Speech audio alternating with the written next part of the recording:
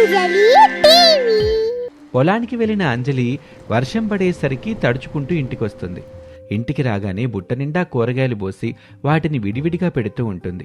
ఇంతలో అంజలి అత్తగారు శకుంతల అక్కడికొస్తుంది. కూరగాయల్ని చూసి, పర్వాలేదే, ఈసారి బాగా కాసాయి. పోయినసారి వర్షాలు లేక ఇబ్బంది పడ్డాం. వేసిన పంట వేసినట్టుగానే నీళ్ళు లేక ఎండిపోయింది. ఈసారి అట్ట అవ్వదులే. దేవుని దయ వలన వర్షం బాగా కురుతుంది. ఈసారి రెండింత లాభం వస్తుంది అనిపిస్తుంది. అత్తయ్య, ఈసారి కూడా మనకి నష్టమే జరిగేలా ఉంది అత్తయ్య. 3 రోజుల నుంచి వర్షం మాత్రం తగ్గట్లేదు. చూస్తుంటే ఈ వర్షం మరో 10 రోజులైనా పడేలా ఉంది. ఇలానే ఉంటే ఇక అంతే. వర్షానికి పూత మొత్తం రాలిపోతుంది. పూత రాలితే ఇక అంతే. ఓ అమ్మో, ఎంత పని జరిగింది. ఇప్పుడు ఏం చేద్దాం? ఈసారి బాగా ఖర్చు చేశాం కదా. ఏవండి, ఇంతకీ ఎక్కడున్నారండి? అలా శకుంతల గావు కేకలు పెట్టేసరికి రాఘవయ్య ఏం జరిగిందో ఏంటోనని భయంగా ఇంట్లోకొస్తాడు. ఏం జరిగిందే? తేలేమైనా కుట్టిందా ఏంటి అలా అరిచావు? ఏం చెప్పమంటారండి, అవతల నాశనం అయిపోతుంటేను మన పంట పూత మొత్తం రాలిపోతుందంట కదా ఈ మాయదారి వానల వల్ల. వర్షం పడకపోతే పడలేదంటారు, పడితే ఇలా తిట్టుకుంటారు. ఏంటో ఈ మనుషులు, కాస్త బుద్ధి లేదు. పూత రాలిపోకుండా తొందరగా ఇదేం చేయకూడదు. ఇంతలోనే అక్కడికి అంజలి భర్త అరుణ్ వస్తాడు. గాబరాగా వచ్చిన అరుణ్, నాన్నా పనులకి ఎవరూ రావటం లేదన్నా. వర్షంలో మేము పని చేయలేము అంటున్నారు. ఇప్పుడెలా నాన్నా? సర్లే చూద్దాంలే ఉండు. ఈ రాత్రికి వర్షం తగ్గేలా ఉంది. అలా వర్షం ఆగిన తర్వాత పనులను తీసుకెళ్దాంలే. ఊర్లో చాలా మందికి జ్వరాలు జలుబులున్నాయి. అందరూ పొలం పనులకి వెళ్లేవారే కదా. ఈ చుట్టుపక్కల ఊర్లన్నీ వ్యవసాయం మీద ఆధారపడి ఉన్నాయి. పాపం చాలా మంది వర్షంలో తడుచుకుంటూ పొలం పనులు చేశారు. ఇప్పుడు జలుబు జ్వరాలతో బాధపడుతున్నారు. అవునవును, నాకు కూడా జ్వరం వచ్చేలాగే ఉంది. ఏమేమి శకుంతల, నా ఒళ్ళు మెల్లగా వేడెక్కుతుంది చూడు. వేడెక్కితే నా దగ్గరికి వచ్చి నిలబడండి, చలి కాచుకుంటా. ఈ సరసానికేమీ దక్కులేదు. భర్తని బాధ్యతగా చూసుకుందామని లేదు. ఎప్పుడు ఏదో ఒకటంట నసబెట్టడమేనా? అమ్మా అంజలి, నీ చేత్తో కాస్త మిరియాల కషాయం పెట్టివమ్మా. అది తాగితేనన్నా ఈ తలనొప్పి జ్వరం తగ్గుతాయి. అమ్మా, మీ మావయ్య సంగతి తర్వాత ఆలోచిద్దు. ముందు నా పరిస్థితి చూడు. వారం రోజుల నుంచి ఒకటే నడు నొప్పి, కీళ్ళ నొప్పులు, శరీరం ఒకటే నీరసంగా ఉంటుందమ్మా. దాని గురించి ఏదైనా చెయ్యమ్మా. కషాయం చేసి ఇస్తావో, తాయిలం చేసి ఇస్తావో, ఏదైనా చేసి పెట్టు. కానీ నా నొప్పులన్నీ పరారవ్వాలి. దీనికి నేనంటేనే గుల్లమ్మా. నేను అడిగినప్పుడే నిన్నడగాల. వారం నుంచి అంటుంది. అప్పుడు లేవలే నోరు ఇప్పుడు లేస్తుంది ఎందుకో. కావాలని ఇది నాపై పందెం కాస్తుంది. నేను ప్రశాంతంగా ఉండడం దీనికి అసలు ఇష్టమే ఉండదు. అట్లా నోరేసుకుని పడిపోబాకండి. మీకంటే నా నోరు చాలా పెద్దదని మర్చిపోబాకండి. అబ్బా, ఈ భార్యలెప్పుడు ఇంతేనమ్మా. మొదట్లో నోట్లో వేలు పెడితే కొరకనట్టుంటారు.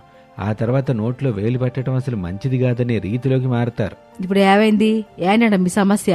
అంటూ శకుంతల రాఘవయ్యలు పోట్లాడుకోవటానికి సిద్ధపడతారు. వాళ్ళని చూసిన అంజలి, అత్తయ్య మీరేం ఆవేశపడకండి. ఇదిగో మావయ్య, మీ ఇద్దరి సమస్య తీరడానికి ఒకే ఒకటి చేస్తే చాలు. అదే చేస్తాను. అప్పుడు ఇద్దరు తాగొచ్చు. దానికి మీరిద్దరూ గొడవ పడాల్సిన అవసరమే లేదు. అంజలి, అదేదో త్వరగా చేసి పెట్టు. లేకుంటే ఈ ఇంట్లో అమ్మా నాన్నలు యుద్ధం చేసేలా ఉన్నారు. అయితే మీరెళ్ళి త్వరగా మాంసం కొట్టుకెళ్ళి 4 మేకకాళ్ళు తీసుకుని రండి. పాయ చేసిస్తాను. ఏంటి అంజలి, వాళ్ళు అడిగిందేంటి, నువ్వు చేస్తానంటుందేంటి? మటన్ పాయ చేస్తే అమ్మకు కీళ్ళ నొప్పులు తగ్గుతాయా? నాన్నకున్న జలుబు జ్వరం తగ్గుతుందా? అబ్బబ్బబ్బా, మీరెళ్ళి ముందు తీసుకుని రండి అంటూ అంజలి అరుణ్ని పంపిస్తుంది. అరుణ్ మాంసం కొట్టుకు వెళ్లి అంజలి చెప్పినవి తీసుకొస్తాడు. తీసుకొచ్చిన తర్వాత అంజలి మటన్ పాయ తయారు చేస్తుంది. ఆ తర్వాత వేడివేడి మటన్ పాయాను అత్తగారి శకుంతలకు, మావగారు రాఘవయ్యకు ఇస్తుంది. వాటిని తాగుతూ రాఘవయ్య, ఆహా, వేడివేడిగా ఈ మటన్ పాయ తాగుతుంటే నా తలనొప్పి అలా పటాపంచలైపోతుందమ్మా. భలే రుచిగా ఉంది తల్లి. అది పూర్తిగా తాగేయండి మావయ్య. వేడిగా ఉన్నప్పుడే తాగితే బాగుంటుంది, చల్లారితే బాగోదు. ఇదిగో అంజలి, ఇప్పటి వరకు దీన్ని మాకు చేసి పెట్టలేదే. దీన్ని తాగుతూ ఉంటే ఎంత బాగుందో తెలుసా? చాలా బాగుందమ్మా. కీళ్ళ నొప్పులు, నడునొప్పి తగ్గడానికి ఈ మటన్ పాయ బాగా పనిచేస్తుంది అత్తయ్య. కాకపోతే దీన్ని క్రమం తప్పకుండా తీసుకోవాలి. ఒక 4 వారాల పాటు తీసుకుంటే నొప్పులన్నీ పోతాయి. మటన్ పాయ తిన్నవారికి జ్వరము జలుబులు ఏమి రావు. ఒకవేళ ఉన్నా ఇదిగో తగ్గిపోయే అవకాశం కూడా ఎక్కువగా ఉంటుంది. ఇంకో విషయం ఏంటంటే, మటన్ పాయ తాగిన వాళ్ళకి నీరసం అనే మాటే ఉండదు. ఇది మన శరీరానికైతే మంచి పోషకాలను అందిస్తుంది. అంజలి అలా చెప్తూ ఉంటే అరుణ్ చాలా శ్రద్ధగా వింటాడు. అబ్బబ్బా, ఏం చెప్పావు అంజలి, నీకిన్ని విషయాలు తెలుసని నాకు తెలీదు. అందరూ మందులతోనే రోగం నయం అవుతుంది అనుకుంటారు, కానీ కొన్ని కొన్ని ఆహారాలతో కూడా కొన్ని రకాల జబ్బులు నయం అవుతాయండి. మన శరీరానికి పోషకాలు సరైన విధంగా అందితే ఏ ఇబ్బంది ఉండదు కదా. మీరు కూడా మటన్ పాయ తీసుకోండి. అలాగే అలాగే, నాతో పాటు నువ్వు కూడా తిను అంటూ నలుగురు కూర్చొని కబుర్లు చెప్పుకుంటూ మటన్ పాయ తింటారు. వర్షం జోరుగా పడుతుంటే కుటుంబం మొత్తం అలా వేడివేడిగా మటన్ పాయ తింటూ ఆ రుచిని ఆస్వాదిస్తారు. ఇక శకుంతల మాత్రం తమ పంట గురించే ఆలోచిస్తూ ఉంటుంది. ఏంటో ఈ దిక్కుమాలిన వాన ఊరి జనాన్ని జలుబు జ్వరాలతో ఇబ్బంది పడేలా చేస్తుంది. ఈ దెబ్బతో అందరూ ఇంటి నుంచి కదలరేక మన పంట సంగతి ఇక మనం మర్చిపోవాల్సిందేనేమో.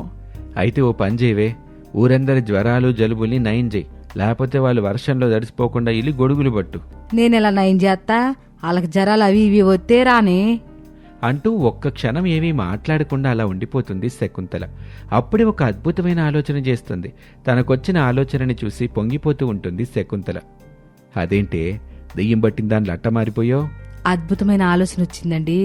ఈ వర్షంలో ఒక మంచి వ్యాపారం చేసే ఆలోచన వచ్చింది. ఏడాదంతా కష్టపడి వ్యవసాయం చేసినా మనకు డబ్బులు రాలా, కానీ ఆ వ్యాపారం చేసేవంటే డబ్బే డబ్బు. ఇంతకీ ఆ వ్యాపారం ఏంటో చెప్పి తగలడు. మటన్ పాయ అమ్మే వ్యాపారం అండి. అమ్మా, మటన్ పాయాని నువ్వు ఇప్పుడే కదా తింటున్నావు, ఇంతలోనే దీంతో వ్యాపారం చేద్దామన్న ఆలోచన ఎలా వచ్చిందమ్మా? వ్యాపారం చేసేది నేను కాదు, నువ్వు కోళ్లే. అమ్మ అంజలి, ఈ వర్షానికి నువ్వు మటన్ పాయ చేసి అమ్మావంటే మంచి డబ్బులు వస్తాయి. కాస్త ఆలోచించమ్మా. ఆలోచన మంచిదే అత్తయ్య, కానీ ఊరందరూ వచ్చి కొంటారా? ఈ ఊరు మాత్రమే కాదు, చుట్టుపక్కల ఊర్లలో అందరూ వస్తారు. వచ్చి నీ మటన్ పాయ రుచి చూసి వెళ్తారు. ఇంకేం ఆలోచించకుండా ముందు నువ్వు మొదలెట్టు అని శకుంతల చెప్పగానే అంజలికి మటన్ పాయ అమ్మే వ్యాపారం చేద్దామనే ఉత్సాహం కలుగుతుంది. అలా మరుసటి రోజు నుంచే అంజలి మటన్ పాయ అమ్మటం మొదలు పెడుతుంది. చల్లటి వర్షానికి అందరూ వేడివేడి మటన్ పాయ తినటం మొదలు పెడతారు. అత్తయ్య, మనం అనుకున్నంత మంది రావడం లేదు కదా, ఇప్పుడు ఏం చేద్దాం?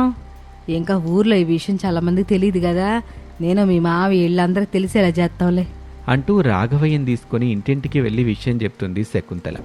జ్వరాలు జలుబులు తగ్గటానికి మందులు వాడొద్దని, మటన్ పాయ తింటే సరిపోతుందని అందరికీ చెప్తూ ఉంటుంది. ఈ విషయం తెలియగానే ఇంటికొకరు చొప్పున అంజలి దగ్గరికి వెళ్తారు. అది చూసిన అంజలి, ఏంటండి అత్తయ్య ఏం చెప్పారో ఏంటో, ఇలా అందరూ తండోపతండాలుగా వస్తున్నారు. చూస్తుంటే ఈరోజు చేసిన మటన్ పాయ త్వరగా అయిపోయేటట్లుందే. మా అమ్మ చూసినామంటే కాల్చొచ్చే రకం. ఇక చూసుకో, జనాలు ఎలా వస్తారంటే ఇదొక దేవాలయంలాగా మారిపోతుంది చూడు. నువ్వు దేవతలు అయిపోతావు. మరి మీరు? నీకు సేవలు చేస్తూ సేవకుడిగా ఉండిపోతానులే. అంజలి అరుణ్లు అలా మాట్లాడుకుంటూ ఉండగానే అక్కడికి శకుంతల రాఘవయ్యలు వస్తారు. మటన్ పాయ తినటానికి వచ్చిన వాళ్ళని చూసి, చూసావా అంజలి, ఇక మన పంట పండినట్లే. ఊరి అరుణం, నువ్వెళ్ళి కోడలకు కావలసిన మిగిలిన వస్తువుల గురించి ఆలోచించు. ఇక ఎవరొచ్చినా వారికి మటన్ పాయ లేదని చెప్పకూడదు. ఆహా, కోడలతో వ్యాపారం చేయిస్తా ఎంత దర్జాగా మాట్లాడుతున్నావే. లేకుంటే నీలాగా ఎందుకు పనికి రాకుండా ఉంటానని అనుకున్నారా ఏంటి? అమ్మా, చాలా మంది వాళ్ళ ఇళ్ళ నుంచి రాను అంటున్నారమ్మా. ఇప్పుడు ఏం చేద్దాం? అయితే పని చేద్దాం, మనమే వాళ్ళ ఇంటికి వెళ్ళొద్దాం. ఏంటంజలి నువ్వు ఇక్కడ నువ్వు చేస్తూ ఉంటే వాళ్ళ దగ్గరికి ఎలా వెళ్తావు చెప్పు? అసలే బయట వర్షం పడుతోంది. వర్షంలో ఇంటింటికి మనం ఎలా తిరగలుగుతాం? మీరే వెళ్లాల్సిన అవసరం ఏముందిరా? మీరు చేసి పెట్టండి, మేము వెళ్ళి ఇచ్చొస్తాం. అలాగన్నారు, బాగుంది. ఇదిగో తల్లి, నీ వెనకాల పాయా పట్టుకుని నేను తిరగను. ఇదిగో, నువ్వు ఒక ఊరికెళ్ళు, నేను ఒక ఊరికి వెళ్తాను. అప్పుడైతే రెండూర్లలోనూ మన మటన్ పాయ వ్యాపారం విజయవంతంగా సాగుద్ది. అబ్బబ్బా, ఎన్నాళ్ళకి మీ బుర్ర పని చేసిందండి. అమ్మ అంజలి, విన్నావుగా, మీ మామయ్య చెప్పినట్టుగా రేపటి నుంచి మటన్ పాయ చేయడం కాస్త పెంచమ్మా. వర్షం ఉండగానే మనం డబ్బు పోగేసుకోవాలి, దీపం ఉండగానే ఇంటిని చక్క పెట్టుకోవాలి కదా. అలాగే అత్తయ్య, రేపటి నుంచి ఇంకా ఎక్కువ చేస్తానులేండి. అదిగో ఇంకా వస్తున్నారు, ముందు వాళ్ళకి ఇచ్చేద్దాం. అలా అంజలి మటన్ పాయ వ్యాపారం 3 పువ్వులు 6 కాయల్లా సాగుతుంది. చుట్టుపక్కల ఊర్లలో కూడా మటన్ పాయ అమ్మటం గురించి తెలియటంతో అలా ఆదాయం భారీగా పెరుగుతూ వస్తుంది. మరుసటి రోజు నుంచి రాఘవయ్య ఒక ఊరికి, శకుంతల మరో ఊరికి మటన్ పాయాను అమ్మేందుకు వెళ్తారు. అలా అమ్ముతూ సాయంత్రానికి ఇంటికి చేరుకుంటారు. ఇదిగో అమ్మ అంజలి, నేను తీసుకెళ్ళిందంతా ఖాళీ అయిపోయింది. రేపటి నుంచి ఇంకాస్త ఎక్కువగా తీసుకురమ్మంటున్నారమ్మా. అలాగే మామయ్య. అమ్మాయి అంజలి, ప్రతి ఇంట్లో అన్నం కూడా తినకుండా మనం చేసిన మటన్ పాయ తింటున్నారమ్మా. ఎవరు వదిలి పెట్టట్లేదు, అప్పు చేసి మరీ పాయని కొని తింటున్నారు. చుట్టుపక్కల ఊళ్ళలో అంజలి పేరు బాగా మారిమోగిపోతుంది.